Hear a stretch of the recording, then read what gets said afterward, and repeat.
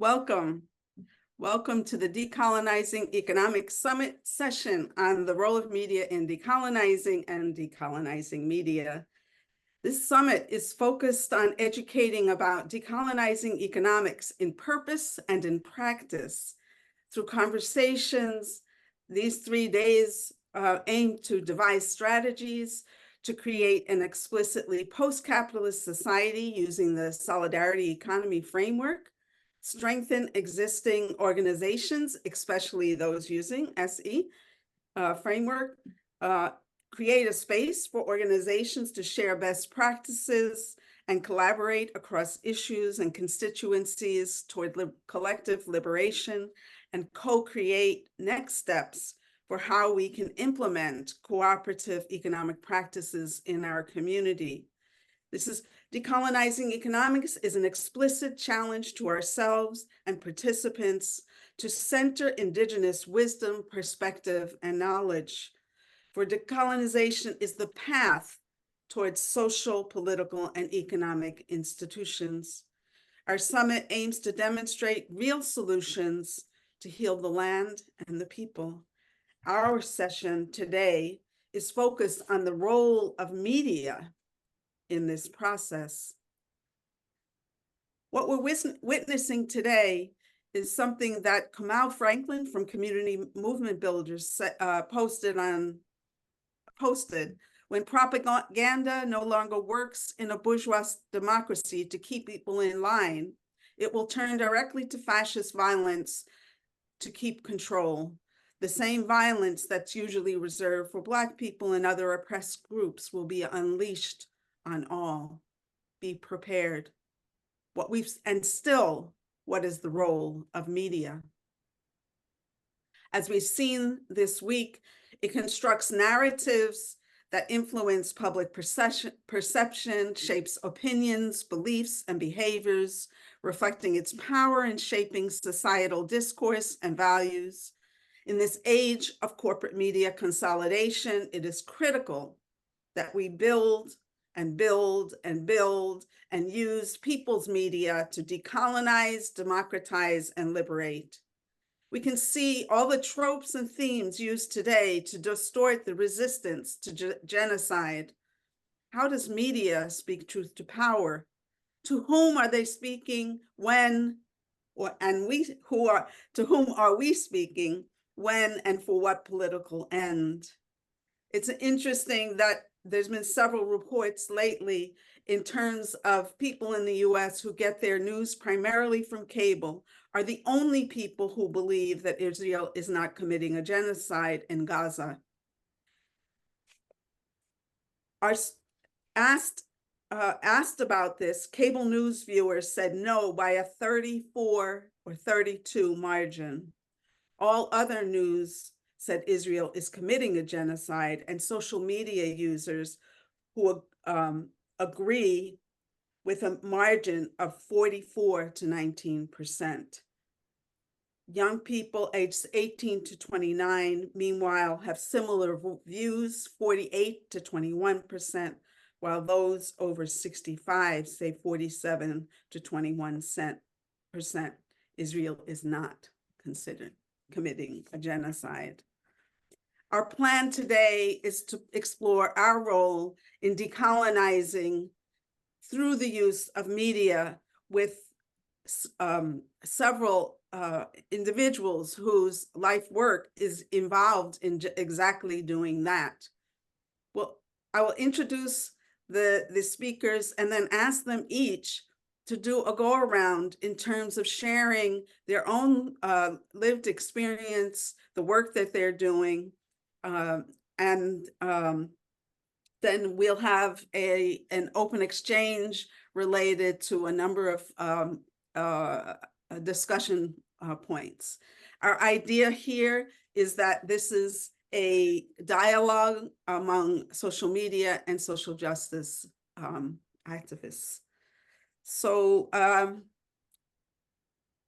I'll introduce myself as someone whose life spent in movement work. I'm on the boards of the U.S. Solidarity Economy Network, May First Movement Technology, active with Global Tapestry of Alternatives, Flatbush Mixtape, and a number of other formations affiliated also with many decolonial networks globally. Tom Llewellyn is the interim executive director for Shareable, a nonprofit news and action hub promoting people-powered solutions for the common good. You can see the full descriptions of these very powerful individuals on the summit website. Joseph Orozco, Hoopa is the vice chairman to the Pacifica Association of Affiliates and on the board. Levi Rickert is a tribal citizen of the Prairie Band Potawatomi Nation, award-winning Native American journalist who started Native News Online and Tribal Business News. And Mark Winston Griffith is an independent journalist, School Colors podcast, and community organizer, Brooklyn Movement Center founder. He serves on the board of The City, a New York City digital news nonprofit. So to each of the panelists, please share a little about your own journey and the work of the organizations and projects that you're working with. And after that, we will move to some exchange. So I'm going to start with Tom. Yeah, thank you for that opening and for holding this space for this dialogue. It's great to be back and participating in the Decolonizing Economic Summit for another year. And it's a very poignant time to be having these conversations, as there is a clear and present need to decolonize media, and for media to play a key role in sharing truthful stories. As you mentioned at the beginning, depending on where someone gets their media source, they've got a very different perspective on reality. And for myself, I've been working with Shareable now for the past decade, and we've really focused on bringing forth stories that showcase what's happening on the ground, realizing that there are so many amazing, beautiful things happening, and they need to be talked about. They need to be shared. And so that's how we conduct our work. And in addition to the kind of narrative storytelling that we do and kind of movement support that we provide at Shareable, we also have been really focused on the impact of disasters on our communities and disastrous times. And it is with that project, the response, that I think that this kind of ethos that we hold really shows through. And we've been now doing that for about the last 5 years, really supporting communities to tell their stories about how they are responding and adapting to the change in climate. But yeah, I'm coming from Northern California. I'm based on land that was formerly inhabited by the Amamutsan people, and fortunately, the Amamutsans are starting to inhabit it again. I am sitting just a few feet away from the Amamutsan Community Land Trust, which is the first piece of land that the Amamutsan has been able to rematriate. And I'm fortunate to share water and septic and labor and a very, very porous border with the Amamutsan people. I'll leave it there and pass it on. Thank you. Joseph, would you kindly share? Okay, thank you very much. I'm honored to be among this whole presentation. This is my first joining of this group, and I've been listening to some of the other previous presentations, and it's eye-opening, it's encouraging, it's insightful, and I'm eager to join this. My name is Joseph Orozco. I am a Hoopa Valley tribal member, also of Hopi descent. I am, yes, the vice chairman of the Association of Affiliates, and I'm the former manager, station manager of KIDE, Hoopa Tribal Radio, and it was the first Native American-owned radio station, non-commercial educational radio station in California. And that started in December 16th, 1980. So I was the manager from 1988 to 2020. I still work part-time from my home office right here. I help maintain their community calendar, update it, make sure that the information is correct, and look forward to finding other things to put up. Part of my life, and a large part of my life since as an adult life, has been Native media. I was the first editor of the first and only, that's the fact, of the non-tribal newspaper that happened in Hoopa. Before, there was some flyers that went out under suspicious circumstances, I guess, because nobody signed them. Everybody just kind of critiques of things that are going on in the community and poking jabs at individuals, but nobody signed it. So I started a newspaper, and I called it Common Sense after one of my newspaper heroes, Thomas Paine, way back when. Thought, why not? Thomas Paine in Common Sense. So that's what I called it, and I was the first editor of that publication. Then we rolled in, the Hoopa tribe rolled into an opportunity to start a radio station. And at that time, we only wanted a 10-watt radio station. And when the time came up to apply for the license, the FCC says, no, we're not going to do any more 10-watt radio stations. You want a radio station, you have to do a full power radio station. So we put our hat in that ring, and by golly, we won. So we have a full power radio station that we started in 1980. What have I done? What has the radio station done? It became a community radio station after I connected with the National Federation for Community Broadcasters, start listening to what other people are doing with community radio, because that was not in our back of our mind when we started this. So I had to do a catch up, and like, wow, this is what Hoopa needs. So let's do it. So we've been tinkering away with it and pounding our heads and networking and finding other ways to do this. And now, 43, 44 years later, it's still operating. It's been a long journey. One of my proudest moments as working in Native media from KIDE is the co-production of Dying for Water, Indians, Politics, and Dead Fish in the Klamath River Basin. The previous panel was talking about traditional ecological knowledge, and they brought up the bringing down of the Klamath dams. Well, that was Dying for Water was this background story. It was, how did that all start? It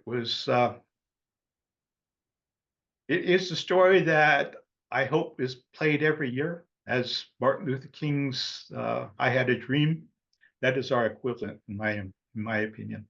If we had the dream to bring down the dams, and by golly, we succeeded. And it was an effort by a lot of people, and a lot of great energy and a lot of great costs. So at one time I had asked our tribal chairman, what did it cost to win the battle for our water, outside of paying for our attorneys and travel and all that kind of stuff? And he says, it cost us our economic development. So now that we've got that all in our background, we're rebuilding our economy, and I'm really glad to be a part of this session, because as we develop it, let's also decolonize it. So how can media help? I hope I can contribute to that. Thank you very much. Wonderful. And I do see a note asking for the name of the documentary. And I don't know if somebody can help us with plugging the links. I'll encourage all panelists to feel free to post links for the organizations and any resources that you know. Thank you so much. Levi, I see you're here. Are you ready to share with us a little bit about your journey, the organization and projects that you work with? Anything that you would like to say in that kind of introduction? Sure, and Welcome. thank you. I feel honored to be here tonight, especially in the presence of Joseph, who since 1980, wow, that is fantastic, Joseph. Congratulations. I started established Native News Online in 2011, so we're 13 years old, February 14th, Valentine's Day, by coincidence. And first, let me introduce myself. I am a citizen of the Prairie Band Potawatomi Nation that's based in Mayetta, Kansas, although I have never lived in Kansas. I am a citizen. My grandfather, Levi White Pigeon, went and got my grandmother from Kansas, brought her back to Michigan, and they resided, had 10 children. Because of that, there are about 70 Prairie Band Potawatomi Nation citizens living here in the state of Michigan, even though our tribe is based in Mayetta, Kansas. I'm coming to you from Grand Rapids, Michigan, Michigan is the land of the people of the Three Fires, home of the people of the Three Fires. And the Three Fires are Ojibwa, known in English as Chippewa, Ottawa, Odawa, and known in English as Ottawa, and technically the Potawatomi are known as the Potawatomi. So we are still strong. Many of our ancestors settled in Michigan many years ago, many centuries ago, but the remnants, the people of the Three Fires still exist. And every June we have a powwow called the Homecoming of the Three Fires powwow in Grand Rapids, Michigan. So proud of that. This whole discussion of decolonization, and we know as Native people, decolonization has had various intervals, genocide, removal, taken from our land, some cases like the Cherokee, Trail of Tears, the Potawatomi. My ancestors were moved from Michigan, Illinois, and Indiana out to Kansas and part of Oklahoma. And so you have various bands around the country. But I like to say we are survivors, and we are still strong. And the decolonization word gets a lot of play in modern society. And I'm not 100% sure where we're going with it. It's something that, and maybe because of my age, I don't use it as often, but I would probably inject the term Native perspective, and that's what Native News Online is all about. And I'll borrow from Joy Harjo, the former poet, the U.S. Poet laureate, and she wrote back in 2004, and I'll read it. I have a home in this world. I feel there is a root community that I have a responsibility to nurture and to help move in a good direction. And I love that quote because that's what I think Native News Online is all about. Is I feel like when I started, I felt like I had a responsibility to have a voice in Native society and across Indian country. I was actually well known in Michigan. I knocked on many doors in Washington, D.C., and some of the National Indian organizations, and only to be turned away. But we persevered, and we are very strong. And we're one of the most read Native American daily publications in America today, and I'm really proud of that. But going back to Joy Harjo's thing, quote about nurturing. I think that's part of what we try to do here at Native News Online in terms of providing that Native perspective every single day that we write. We've done hundreds of stories about the Indian boarding schools. When mainstream media, it was the shiny object right after the announcement out of Camp Loops, May of 2021, I believe it was. And 3 weeks later, Secretary Holland, the first Native American ever to hold a presidential secretarial role in a cabinet, she established the Federal Indian Boarding School Investigation Commission. And we actually have done about 235, 240 stories. I think I've kind of lost track. But when the mainstream media moves forward, we at Native News Online remain on those stories. Just as Joseph about the water, he stayed with that story. And these are the stories that need to be told. Indian boarding schools this weekend across the United States, the missing and murdered Indigenous people, and there's different terms. You hear missing and murdered Indigenous women. Sometimes that word is replaced with relatives. We at Native News Online kind of settling in on people because it's not just females, and we've become really aware of that. And it's just Cole Brings Plenty, the nephew of the actor from Yellowstone, Mo Brings Plenty. He went missing, but on Easter Day, and his body was found 5 days later, on Friday of that week. And so he was considered a missing person, whereas the police said that there's no foul play. Several tribes in the United States are calling for a complete investigation, asking for the Justice Department to intervene. His father actually, Joseph Brings Plenty, was a former law enforcement officer in Cheyenne River. And so we're trying to be sensitive to the family's needs and move along with it, but we want to be right there and help investigate what really happened. But the MMIP rallies will be throughout the United States. I'm going to attend one tomorrow morning in Grand Rapids. Our governor, Gretchen Whitmer, will be there in attendance. We're really happy about that. 3 Potawatomi tribes are coming. And this is the 3rd year in a row in Namuan Park in downtown Grand Rapids on the shores of the Grand River, and just to bring attention to the MMIP problem. And we have written hundreds of stories about that as well. And then, and I don't want to talk too long, but I want to mention the vast health disparities that exist in the Indian country among our people. During COVID-19, our people died at higher rates, 3 to 4 times higher rate than non-natives. Hospitalizations were I think 2 to 3 times higher, and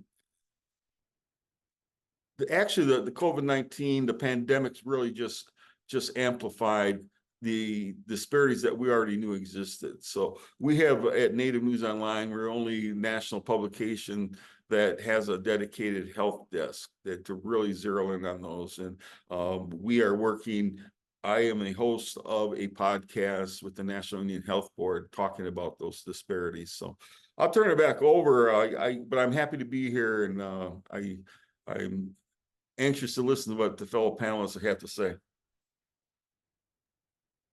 Thank you so very much. And Mark. Yes, good afternoon and peace, everyone. My name is Mark Winston Griffith. I think Melanie sort of buried the lead on my professional identity here. That is, I'm the co-director of Free Speech TV. And Free Speech TV is a national progressive news network that is delivered mostly on DirecTV and Dish Network, as well as a range of digital platforms, Roku, Apple TV, and an assortment of others. And so we think of ourselves as not only delivering the kind of news that you don't hear in corporate media, but also of being direct service to social justice movements across the country. So, I will just say a little bit about sort of my journey to that position.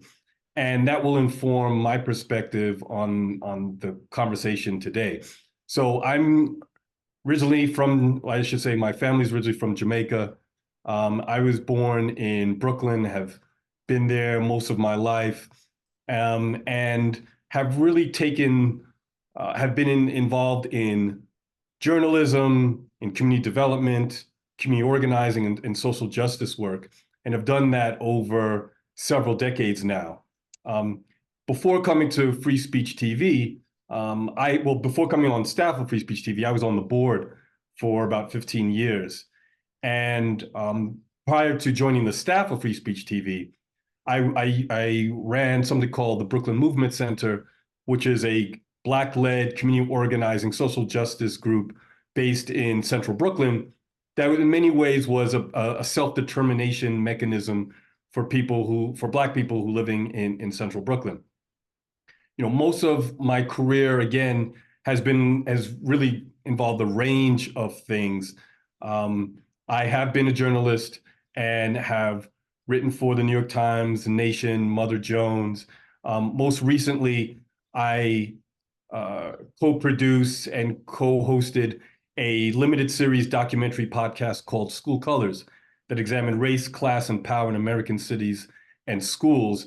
And that was also co-produced by NPR. And while I was at the Brooklyn Movement Center, I also started something called Brooklyn Deep, which is a citizen journalism platform. I've run for office. I've taught journalism and economic development and community organizing in New York City.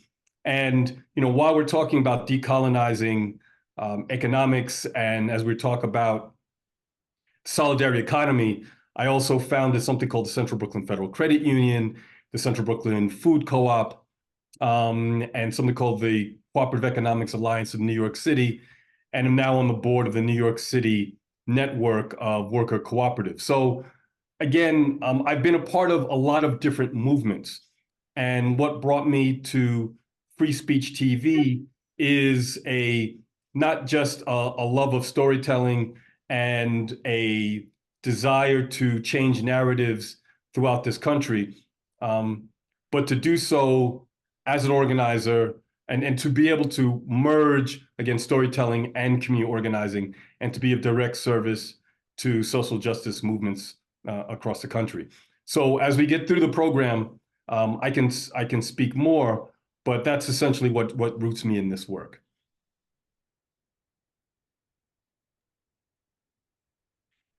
Thank you so much for filling in the details. That was entirely the point of this intro, so that you could share exactly what you want about the journey and going forward. So what I've heard is, to start us off, because our first question will be, what does decolonizing, democratizing, and liberating media mean to you and those who you work with? What I heard so far, some of the themes and threads, is sharing truthful stories, thinking about what is needed and how we do it, having a vision, having a native perspective. When mainstream moves, we stay on. Tell the stories that need to be told. Tell the news that we don't hear, in service to social justice, and recognize storytelling as its connection, and narratives in its connection to social justice. So that said, we're going to go ahead and do a round in terms of this question. And what does decolonizing, democratizing, and liberating media mean to you and those who you work with? How is media colonized? What is the role in decolonizing? So can we start, Tom?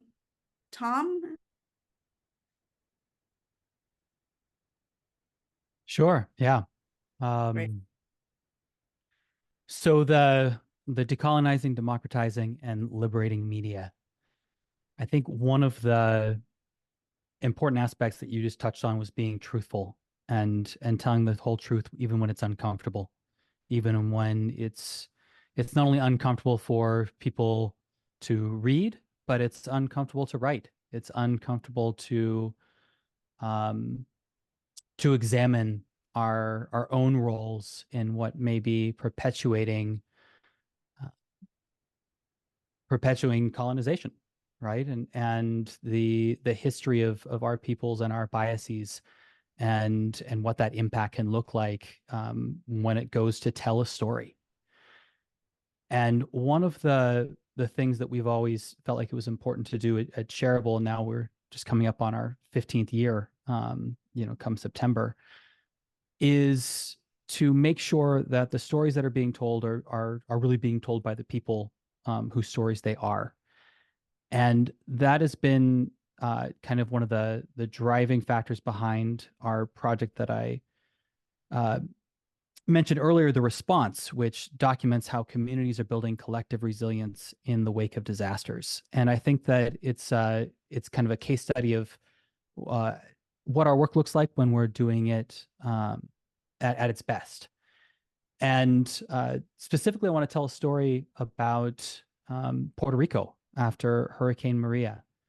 As a media maker, I was very interested in the narratives that were being shared out of Puerto Rico and the narratives that weren't. And there was an opportunity. There was somebody that had been one of the organizers on the ground, was kind of doing a reality tour across the U.S. In about 6 months after Hurricane Maria. And they came to a community center that I was part of co-founding in Oakland called A Place for Sustainable Living, to talk about what was happening on the ground, what mutual aid looked like, and to share what was needed. And I'd heard of a number of different projects, but I hadn't heard of the mutual aid centers, or they hadn't been lifted up as much as I thought that they maybe should have after hearing this presentation. And we decided as an organization that we wanted to kind of tell a deeper story about what was going on. And as we started to produce what was going to be an audio documentary, we had a really hard time finding the right people to tell the story, and wanting to be very clear that we, didn't want to just helicopter in and decide what that narrative should be from afar, and then shape the story around that. And was, after a number of months, which actually took a while to find the right person, was able to hear a journalist speak, Juan Davila, from Puerto Rico, and realized that this was the person we wanted to work with. And it was through building that relationship with Juan Davila that we not only were able to document stories from the ground in audio, but we were able to produce a film and recorded all of that content. And it was a really powerful experience for us. Definitely learned a lot. We've been able to now share that story out as a movement organizing tool. But one of the things that I think was a key moment, again, as media makers, was when we did a premiere of the film about almost 2 years after Hurricane Maria. And we premiered it outside in front of City Hall in Oakland on a big screen. We got permission to be able to do that, and to be able to open up that information to anybody in the community who wanted to come. And it was during that time that the political uprising was happening in Puerto Rico. And even though we'd finished the film, we knew the film was not finished. And so we decided to go ahead with showcasing the draft that we had. And Juan Davila, who we were working with on the ground, was there documenting the big uprising that was calling for the resignation of the governor. And it just so happened that while we were doing that screening in Oakland, during the actual screening, is when the governor announced his resignation, and Orozco recorded his video. And we were able to share that information at the end of the screening, and there was many folks from the Puerto Rican diaspora, and it was a big celebration. And then afterwards, we recut the film and included that in the final product. But it just kind of, that project really spoke to me of, making sure that we were hearing from the right people, and not just the people that were getting on the news and and getting coverage, but the people of Puerto Rico that were experiencing the aftermath of Hurricane Maria, and telling the stories about how it changed their lives. And in many cases, they were enlivened by the experience and the connection that they forged. It was mentioned earlier the need to continue to stay on stories. And so even after the film had come out, we continued to cover what was going on the ground and uplift stories, what was needed. And one of those ways that we were able to actually do this was when COVID happened, we had all of our kind of international screenings canceled and film festivals and everything, but we were able to partner with Free Speech TV and reach another round of a much larger national audience, and use that as an opportunity to uplift what was going on in Puerto Rico on the ground at that time, with the lack of support for people during COVID. And a number of the mutual aid centers that we covered in the film had become, not only were they those organizing hubs in the aftermath of the disaster, organizing to support the protests to depose the governor successfully, but we're also then continuing to organize to be able to get the resources that they needed during COVID. And so just that long form storytelling, working with people on the ground and hearing the messaging that they were hoping to come out and sharing that with the world, I think is a step towards decolonizing the our media, democratizing access to storytelling, and liberating and making available that information publicly. And that film that we made, The Response, How Puerto Ricans Are Restoring Power to the People, is now been translated into French, Portuguese, and Spanish, and is available for anyone to view for free. Again, thank you very much, and I hope that the links to that will be placed in the chat. I will say that we had another speaker, which is Laura Flanders, who was going to be here, but in true form to this panel's discussion, she is democratizing and decolonizing media by being present and documenting what's happening in LA with the encampment. So we miss her here, but she's doing exactly what we're talking about in real time on the spot, and couldn't make it here to join us. So Joseph, thank you. Yes, thank you very much. I like that story, Tom. It kind of touched on the dying for water that I mentioned earlier, in that what I got out of it as a journalist and as a storyteller, which is one and the same. When you tell a story, you share something, you are doing journalism. So when I was out and about getting the audio bites to put together this program, I had to do some traveling. I talked with people who are fishing. I talked with people who actually saw the 68,000 dead salmon on both sides of the bank of the river and what it smelled like. And I got their stories, and I must say for myself, I'm glad I never saw that. I didn't witness that. Just hearing those stories is something that just brought tears to my eyes, and it still does every time we run that program. But it allowed people to express their feelings and their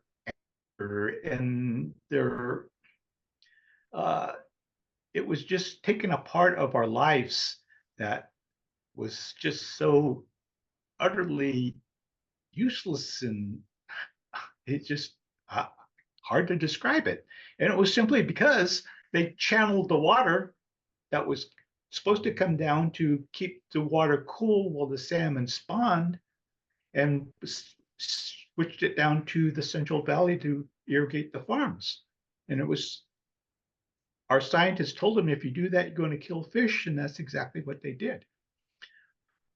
So yes, that is part of what we do as media, is allow people to tell their own stories. On our lighter side, what we do to allow people to tell stories, we also have in our local community, we don't have the broad range of, at that time, we weren't on the internet, but to keep things local, we had what we call Yahachoholet. In our languages, people telling stories. So we'd have an event, a local event at a large gathering place, council chambers or something. And we invite people to come in and just tell us a story. And as we began that, people would be kind of hesitant and thinking that, I don't know a lot of those creation stories. And I explained to them that you don't need to know the creation stories. If you do know some, you can share them. But what we want to know is, what was it like for you living and growing up here? What was your first car? What was your first dog? What did that feel like? What was the experiences that you had early on? Can you share a story like that? And by golly, people stood up and they told their stories. They told about how the economy, the American economy, was just leaving us behind, and they didn't have really nutritious food to eat at lunchtime in schools, and those who had to pack their own lunch were they didn't have. They end up sharing different lunches and combining so that they would have some variety. So it was a time when people were able to give us some insights of what it was like to be here. Because one of the stories that during a time when I was feeling kind of desperate of managing this radio station, wonder, do people really value what we're doing? I was questioning that. The female spiritual leader of our tribe stepped forward and she says, we always had trouble with communications. We live on two different rivers along the banks of the rivers. You'd get your news as fast as the river would flow, unless you could run faster than the river flows. And that's what we did. We had people whose jobs that it was to run the mountain ridges, drop down into the villages along the river banks and share the news, gather the news, get back up on a trail and go to the next village. These were ridge runners. So we've always had trouble communications wise, and that's what we're experiencing now. The problem, we may not have, we definitely go faster than the river and faster than ridge runners could run. But the problem that we have now is the financial resources that we have to do this kind of work. And the technology in the drive to bring people to that realization that they could be a part of the storytelling element and to be reporters and journalists and to have a viable career. Maybe you don't get into media, but why not? Because it is a role that is very important. Talk about decolonizing. Well, yes, I think that Americans have a harder role to take in decolonizing because essentially that's what built America. People here, native media, are land-based people. That's the difference between American and natives. We are land-based people. We have been here for, I like to say 40,000 years, just to give it a reference, because we say we've been here since time immemorial. So yes, we have, but put a number on it, I say 40,000. So I'm thinking that how do we express that in a way that we could also have a viable career to feed our families. I'm not saying thousands of millions of dollars, I'm not saying build big towers and stuff like that. I'm just saying let's make it so that we can live our life in this capitalistic form that we do have it brought to us.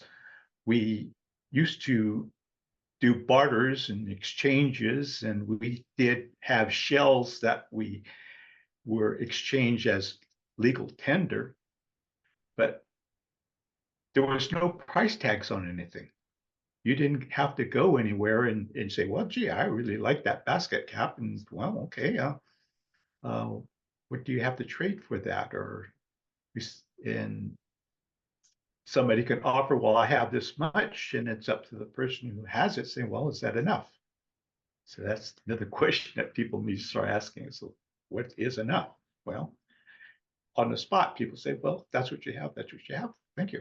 And then make the exchange. Yeah, this whole experience of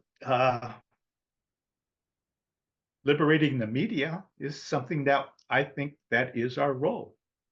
We are journalists, we are storytellers, and more people need to hear these stories. Edward R. Murrow had a great suggestion. This is what the corporate world of media block out every week. Take the Ed Sullivan hour and let's talk about the state of education in the nation. Or take another hour out and let's talk about the American role in the Middle East. And let's have a discussion about that, an open discussion. I don't know, why don't we have more of this? Instead of having this every year, we should have this every week. But that would allow people to have a deeper understanding of other options and other ways that we could take a look at things and analyze what is it really costing us to live this capitalistic colonized lifestyle that we are I don't know, we're just sitting in the middle of it. I'm getting lost for thoughts right now. So I think I have some more to say, but let me address it later. So carry on. Thank you very much. Thank you so very much, Levi. Yeah, Tom's a hard act to follow. He is, or Joseph, I'm sorry. Tom too, but Joseph's so full of wisdom, that native wisdom. I'm going to talk about two things. One was is Standing Rock, and that was the resistance to the Dakota Access Pipeline that started, I believe, in April of 2016 and continued till about February, March of 2017. And it has been said, it's been written, it's been said that native tribal people from South America all the way to Arctic Circle showed up at Standing Rock. I was there in December of 2016 when the Obama administration said they would put a halt on it, on the pipeline, and the U.S. Army Corps of Engineers made the announcement. And I remember it was cold. Anything you've ever heard about those North Dakota winters, I tell you, we got caught in a snowstorm, and it was. I thought Michigan winters are bad, but that wind from those Great Plains was very ferocious. And I remember we were hunkered down in this gymnasium, because I bring that storm up because of that. A lot of people ended up in gymnasium, and a lot of press journalists from around the world were there, and they were coming up to me talking. And I remember a journalist from Scotland said, you know, Levi, these isn't quite the way the American press is reporting what's going on here, is it? And that has always stuck with me, because, you know, we start talking about decolonizing. I think corporate America owns the press. And individuals here today, we're a little more independent. And so we can say what we want. And as an indigenous person, I can write what I want to write. And Joseph's point is we've always been storytellers, and we love to tell our stories. And I like to say it's time for us to tell our stories. We haven't always been happy with how journalists, Hollywood, American history, and American literature has portrayed us. So it's our time to tell our stories. And we have very smart Native American people, very, very smart Native American people can do that, just that now.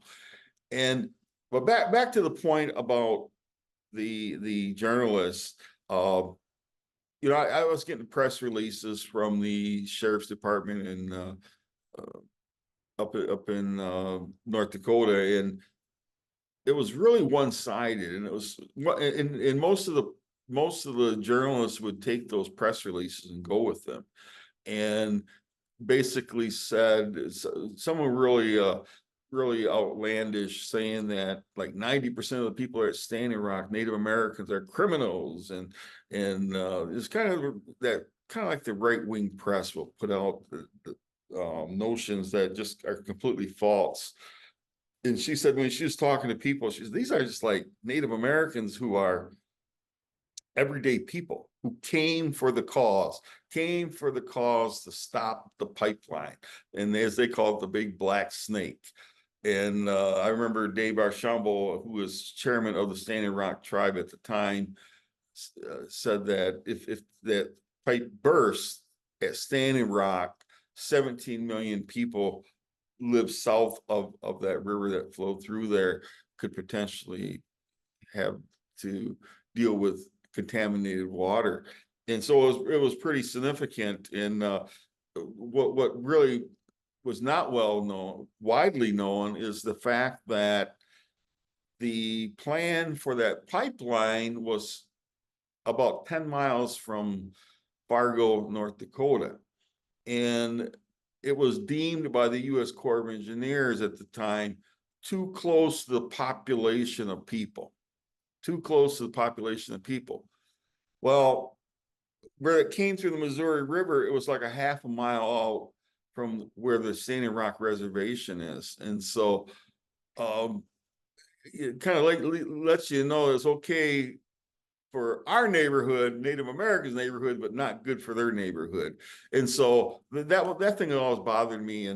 And what I tried to do when I reported from there and in subsequent writings is really expand on the Native perspective. And I'll go back to that term, Native perspective, really tell that perspective of what is really what is what. We are not all criminals. We can dispel those things. And sad to say that Americans, when they read headlines, and even though they have been, the stories have been completely debunked and proven to be false, they still believe that headline that they initially read. And that's a sad state of our society today, as I recall, or I would say. One other incident that I wanted to talk about: Native press versus mainstream media. There was a murder of a little boy who was 6 years old on the reservation here in Michigan, and 90 miles from where I live, up in Mount Pleasant, Michigan, Saginaw Chippewa tribe. And the boy went missing on a Thursday night. They found his body buried a week later. Well, that Tuesday in between, I went up there with a camera guy and a television camera photographer, and we were there and went to a press conference. And the media was in the room from I think it was Saginaw, Michigan, a local station, and they asked the tribal public affairs officer, why is it that the family's not taking this seriously? They're out having parties every night because there's big fire in the backyard. Well, Joseph, you will understand, it was a sacred fire bringing that boy home. They, in hopes to bring that boy home. They were not out partying. They were out performing a ceremony to bring home the boy and at least bring sadly, the 2 days later, the conclusion was he was murdered. But I was able to write a story about that, about why Native people do that. And it really speaks to what our culture is, why we do what we do, why we say what we say, why we think the way we do. And I can even in the case of the 200 and some stories that we've done on Indian boarding schools.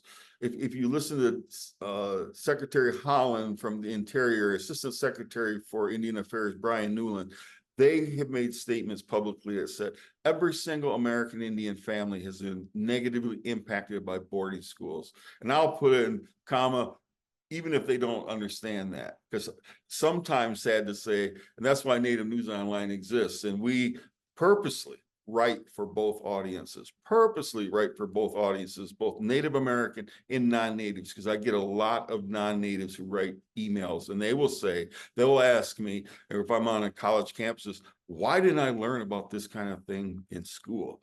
And I will jokingly say, you need to talk to your local school board. They're the ones that really determine what the curriculum is taught in local basis. But to give that Native perspective, I'm happy Native News Online's there, and I think that is our role in decolonizing the media. So I'll turn it back over to you, Melanie. Well, in true form, we're talking about telling stories, and each of you so far, and we now go to Mark, have told very deep stories that ground us in what it means to be decolonizing through storytelling and media with an orientation to justice. Mark, thank you. Sure, thank you. I'm going to try to take a slightly different tact here, because I think it's fair to say that we probably all here share not identical, but probably similar ideological values, right? And I think that we all have an idea that at the very least, we should be telling stories that are not currently being told by mainstream corporate media. I think we would all agree that we need different voices to tell these stories. I think that's common. That's an assumption that we came in here with. So I'm going to try to speak perhaps maybe on a little bit more of a theoretical level. And I guess I'll first want to respond on a literal level to this term decolonize, because I'm a student of language and often insist on as much precision as possible. Decolonize is a really big word. I mean, it's a really, really big word that imports so much meaning. And I think nowadays, along with other terms that we use, it's really been reduced into a cliche that we mostly use to virtual signal and project our own sort of progressive sexiness. And I think that so many other terms fit that description. So I don't use that term casually. I think decolonize means at once, not just liberation in the present tense, but almost by definition, freeing ourselves from the practices and thinking that we've all been raised on. And I think the most important thing for anyone to do, and I mean anyone to do, is to somehow disassociate themselves from the culture that we live in, from the water that we actually swim in. Because while we experience decolonization as some kind of external exercise, as an exercise in freeing ourselves from the institutions and structures and mindsets that oppress us, decolonization is mostly an internal challenge, right? How do we uncondition ourselves? How do we take that, if anyone's seen the movie The Matrix, I think it offers us a great metaphor. How do we take that proverbial red pill and gain power over the matrix that traps us? How do we step outside of this world that we're in and have an understanding of it from the outside in? Because I think we all fancy ourselves as having decolonized minds, but we, the storytellers, have had our minds shaped by capitalism, white supremacy, and popular culture. So obviously nothing has the power to condition our thinking and actions like the media.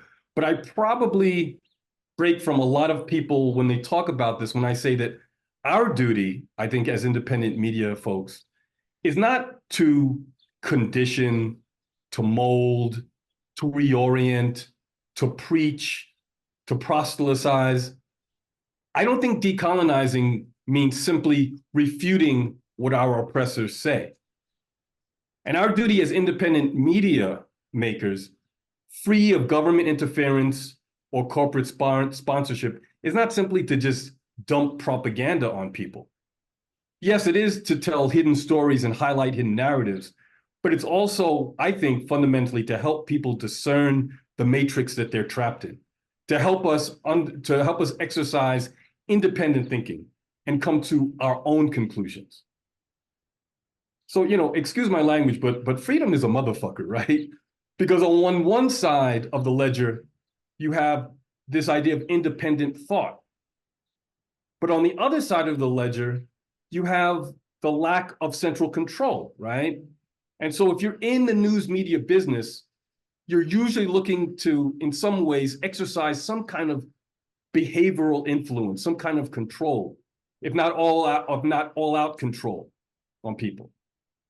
In free speech TV's case, we're trying to activate people, get them in the streets, get them involved in social change. And so I think the question we have to ask for ourselves, are we really interested in freeing people? Or are we just looking for them to follow a different master? So to me, the shackles are represented by not just what we communicate, but how we communicate. And today, the dominant approach of the news media, we talk about Fox or MSNBC or the New York Times or Wall Street Journal, or I dare say even sometimes free speech TV, sometimes we think our job is to just bludgeon people with our own narrative. And I think also social media is really a misnomer because the business model of social media is actually based on fracturing society and to see ourselves in isolation from one another. And all of it is pretty much geared towards turning us into rabid consumers. So let's first accept the fact that while there are such things as facts and lies, I don't believe there's any such thing as objective truth, because everything we know is filtered through our individual and cultural experiences. I mean, look at the assault on Gaza as a perfect example. The media and political culture really just wants us to not necessarily understand what's going on there, but they want to divide us into teams with two different narratives, two very simplified narratives. As progressives and as people of color, as poor and marginalized folks, we have a point of view. But I think truly progressive media is about helping you become a critical and discerning thinker and liberating yourself first, and then helping us understand how interconnected we actually are and where our common humanity is. Thank you all so very much. And to you, Mark, thank you for adding another element to the question of what it means to decolonize, democratize, and liberate media. The next, I'm going to group some questions and ask all of you if you, what do you think in terms of the point that Mark is making in terms of not only the storytelling and the narratives, but also the cultivation of, deep thinking about the social world. And so it's a series of questions.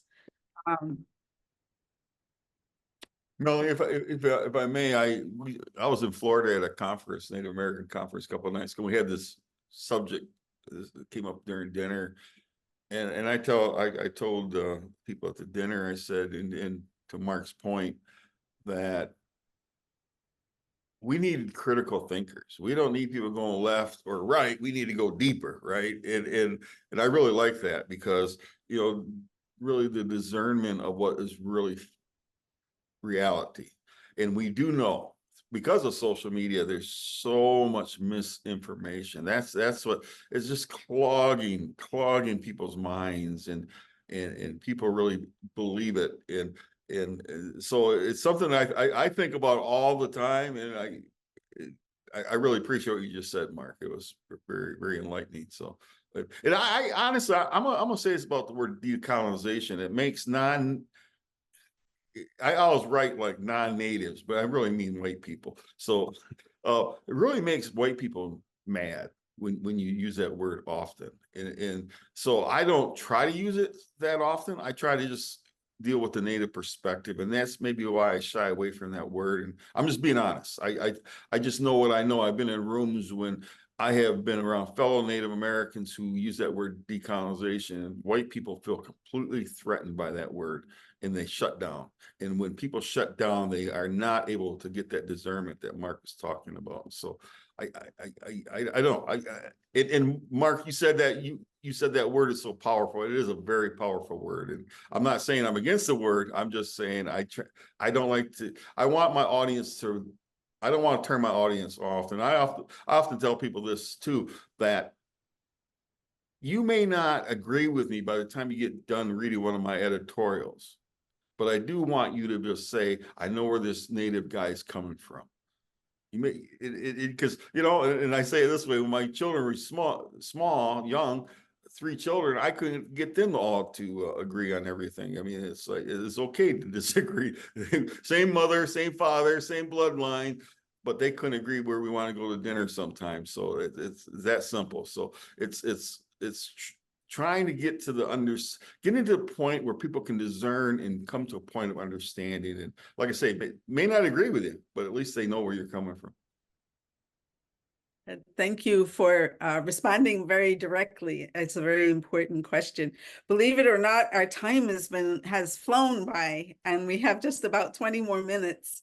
So I am going to just put out a series of questions, and then I am not going to, unless people want me to call one directly, I will just let whoever wants to speak next go speak. So one, we have on the table this question of the role of media in decolonizing, telling stories, critical thinking.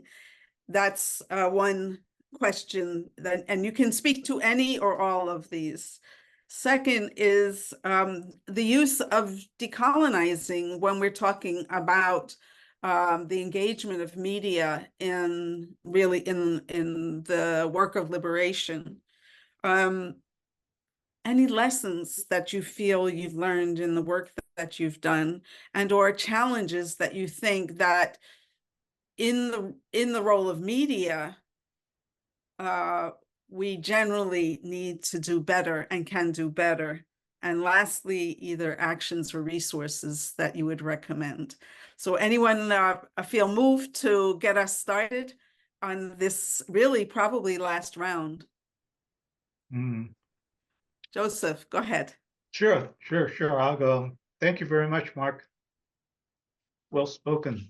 Thank you. I agree with what you had to say. I was asked a question one time, when was the golden age of radio? And like most people, we go back to flash in our minds, just as the emergence of television and all those programs that happened on the radio at around that time, that was the golden age of radio. Well, what I found out was the answer to that question is the golden age of radio hasn't happened yet, and it will not happen until native radio makes it happen. And I thought, wow, that just like, I was just in our beginning years of the radio station. And I thought about that, and I keep thinking about that. And by golly, now I am part of this panel, and we're talking about decolonization and the economy. And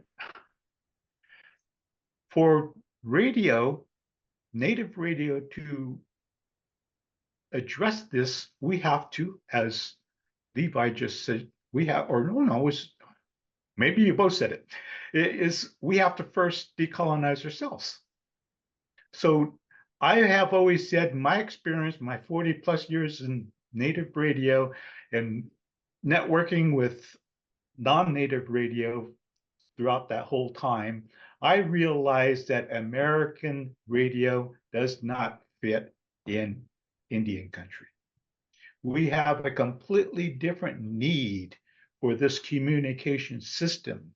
We should not be using it to sell anything. Of course, well, non-commercial radio, you can't, but we don't need to follow that same pattern that American media or American radio does.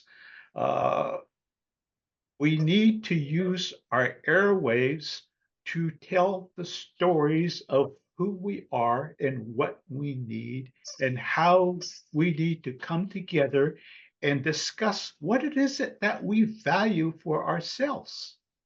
Where is it and how can we build a better quality of life based upon our common values?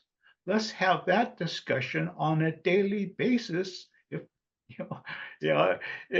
and that is the essence of what we could use this tool for. That actually the word KIDE is a Hoopa word. It is pronounced KIDE, and it means an antler when it's taken off the deer, used as a tool, or it is decorated. Well, our logo is a decorated antler, and it is actually a tool for the community.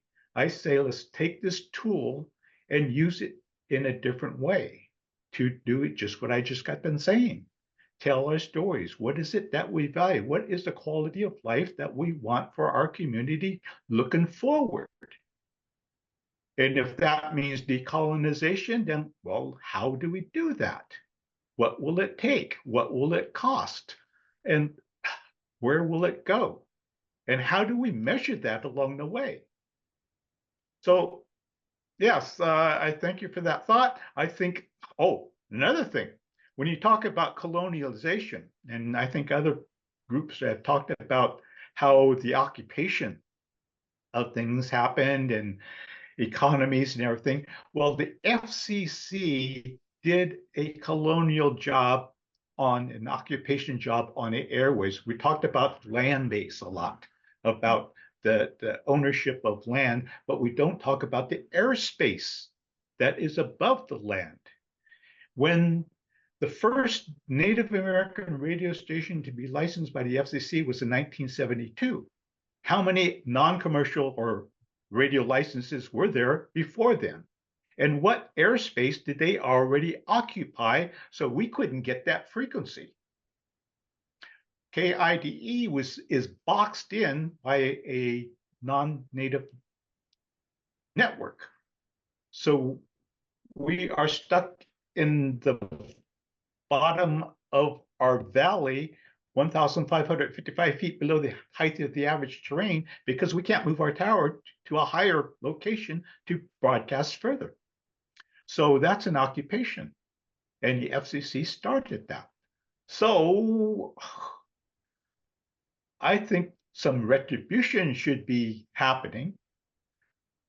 We weren't, like I said, in 1972 was the first licenses.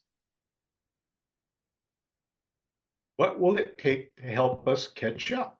And who's responsible for the franchise to allow us to catch up? Because we're still holding back. You can go to the Bureau of Indian Affairs today and find out how much funding is available for radio and newspaper, native radio and newspapers.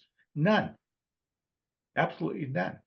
Because that wasn't part of the treaties, the original treaties. And we didn't ask for communications to be part of the trust responsibilities of the U.S. government. That was our fault, huh? So I'm saying that in the process of what is a remedy for us, the federal government needs to step up. Maybe decolonization should start and allow that to happen. Is let's close these loopholes about where these rich people put their money out of the tax base of the IRS, offshore banking.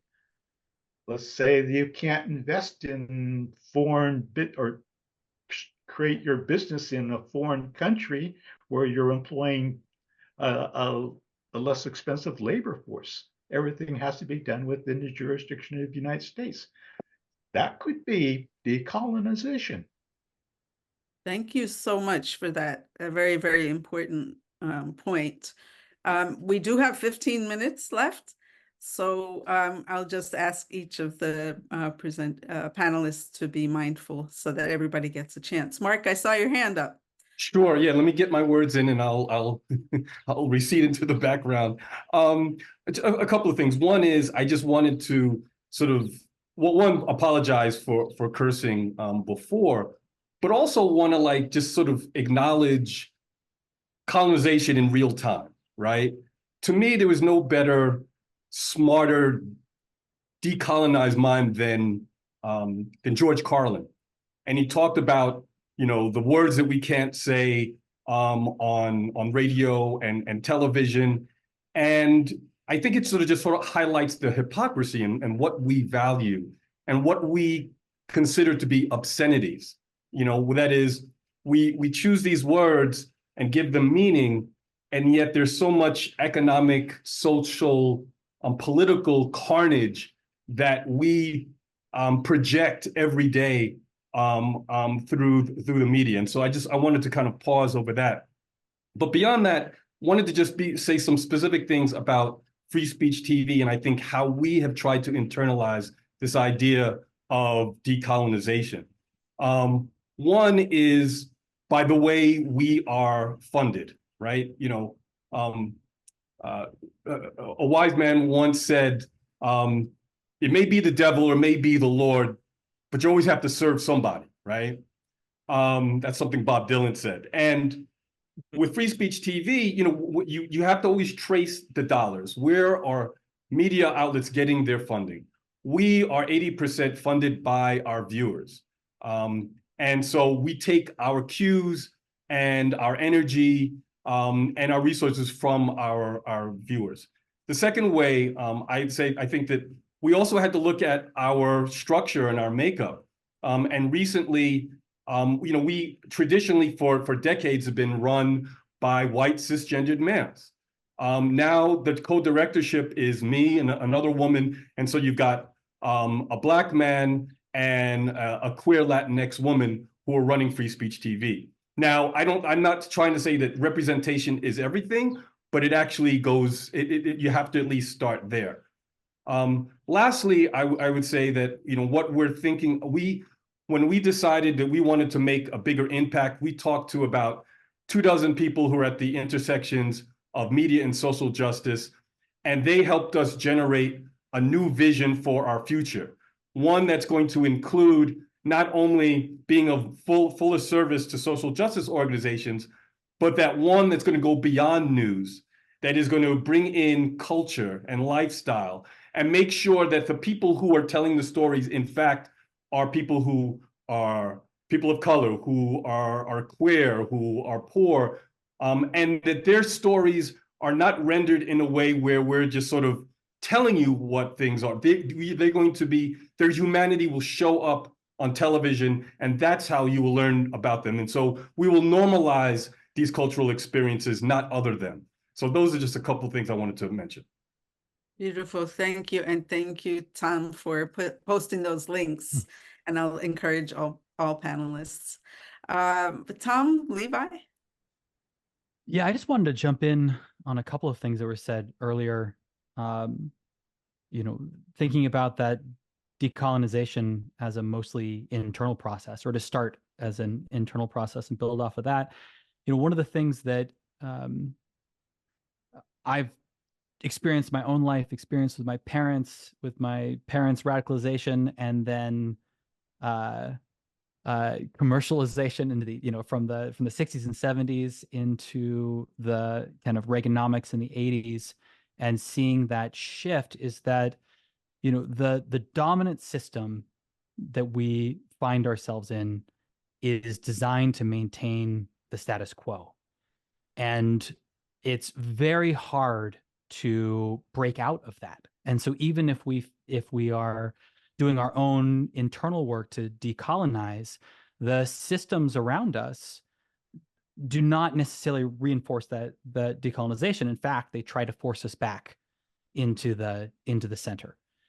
And so I feel like media has a unique role that it can both expose the limitations of these systems of decolonization, of these systems of colonization, excuse me, and it can also, it must lift up compelling alternative stories that, you know, much like other aspects of this work, the press must also build and fight. And so one way to do that is to embrace our biases and to wear them on our sleeves.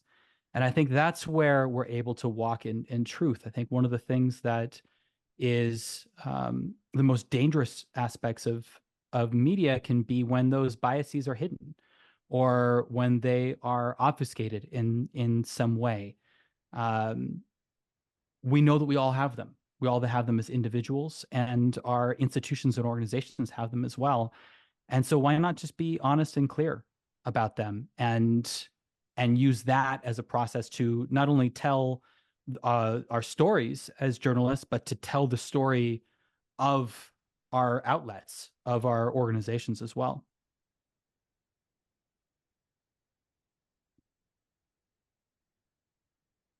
Thank you. And I do want to note that there are questions in the chat. Levi, if you have some final reflections that you'd like to offer, I will also read. I'll be real brief when we talk about Go ahead, and I'll just encourage panelists to look and see, because we may have 30 seconds for a final round. Go ahead. Yeah, I just want to say this, something that really frustrates me, and I go to a fair amount of national Native American conferences, in particular the Indian Gaming Association. It's a $48 billion a year industry. That's what the numbers will come out this year. And there's a lot of corporate people who show up at our conferences because they want part of that $48 billion. And independent news outlet Native News Online, when I ask for corporate, corporate support, whether it's through sponsorships or advertising, they just they don't want to hear about it. And what corporations do is they window dress. They will have somebody they'll call the Native American liaison. Someone's supposed to outreach Indian country. Well, Native News Online reaches like 7 million people a year. Why would you not come to Native News Online if you want to reach Indian country? But they show up at conferences, and there's one company, I'm not going to name names, but gave this gentleman, friend of mine, a budget, I think $25,000 total. I mean, obviously they're paying his salary, $25,000, go make it happen in Indian country. And they pull out $155 million last I heard out of Indian country. And to me, that is very frustrating. And so the whole system, and I understand I am an independent and I want to sound like a crybaby, but you know, in terms of support, I just wish there was more support for all of us that are in this part of this panel. And I would imagine if we had time, we could talk about for hours the difficulties we have of raising money. So that's our reality, at least mine. It is, and it's also part of the point of this session and this summit in decolonizing economics and building our relationships and building our networks. I will ask for if there's any, 30-second, 45-second final thoughts. But as you're thinking and composing in your minds, I just want to express, profound gratitude to the people who put together the summit, all the sponsors, all the panelists, all the attendees. It's a huge honor to participate in this kind of way. Each of the panelists today, your thoughts are, I know, going to be going around in my mind for a long time to follow. because we're at such a critical time, and to think about how we vision, value, frame, think about society, each other, and our relationships is really at the core of how we will make that that vision that we have going forward. So 30-second, anyone?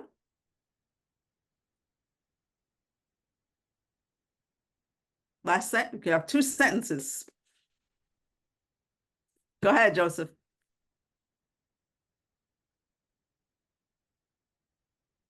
I think it's still on Two mute. sentences.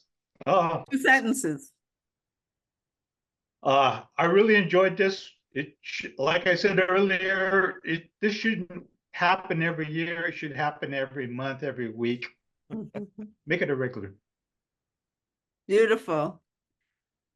Let me just say, it's Levi and from Native News Online. I appreciate it, feel very honored to be part of this panel, and just the wisdom that was generated here tonight and shared was just phenomenal, and I enjoyed every second of it. So thank you for allowing me to be part of this panel. Huh? Because I'm gonna let Mark close this out. Yeah, I just will say that, you know, I think what still holds true to what the kind of essence of what my elementary education was the deep need for both critical thinking and creativity. And these are times that call for both. Yeah, I also want to just echo how deeply honored I am to be on part of this discussion. And I'll just say that, you know, one of the big things that we need to think about is impact, right? The forces that we're going up against have deep and vast resources. You know, Fox News has billions of dollars. How do we have to figure out, how do we infiltrate that? How do we disrupt that and have an impact that's actually going to shift the culture of this country? Absolutely. And you know, when we hear people repeating what they've heard on Fox and elsewhere, it can be stunning to some of us who are maybe, you know, so avidly engaged in other sources of information. And I know that I'll close this out, that and I shared this with David. I've heard twice in the recent weeks that Trump is a communist, and that's the problem with him. So we've got work to do. And we just opened this conversation. I'm gonna ask, oh, I see David is saying, please announce the next session that unions are the, oh, I'm gonna say this wrong, mycelial network of the environmental movement. And stay tuned for tomorrow. I mean, really, we just got started and just got warmed up. And I'm profoundly appreciative to each of you, and again, to the organizers of the summit. May you each have a beautiful, I guess for me, it's evening, afternoon, day, and I hope that we are able to gather and converse again soon. Thank you all so very much. Thank you. Thank you. Jimmy, Till next time. thank you.